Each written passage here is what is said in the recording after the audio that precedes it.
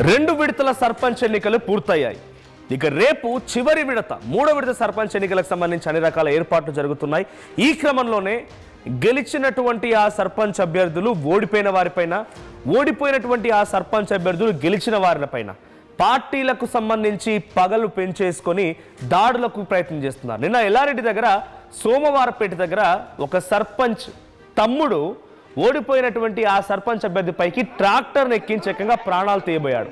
నిన్న ఉదయాన్నే ఈ సంఘటన చోటు చేసుకుందో లేదో సాయంత్రానికల్లా పెద్దపల్లి జిల్లా అంతర్గాం టీటీఎస్లో తన గెలిచినటువంటి అభ్యర్థి విజయోత్సవ ర్యాలీ అంటే కొంతమందితో కలిసి ఇంటింటికి తిరుగుతూ వారందరికీ కృతజ్ఞతలు చెప్తూ ఉండగా రెండో విడత ఎన్నికలు జరిగాయి ఇక్కడ. సో ఆ గెలిచినటువంటి అంగోత్ రవినాయక్ అనేటువంటి ఆ వ్యక్తి పైన ఓడిపోయినటువంటి కాంగ్రెస్ పార్టీకి సంబంధించినటువంటి సర్పంచ్ అభ్యర్థి దీట్ల శంకర్ రెడ్డి, ఆయన వర్గీయులు, ఆ తర్వాత అక్కడ జిల్లా అధికార ప్రతినిధిగా ఉన్నటువంటి పూదరి సత్యనారాయణ ఇద్దరు కూడా కలిసి చాలా విచక్షణరహితంగా దాడికి పాల్పడ్డారు.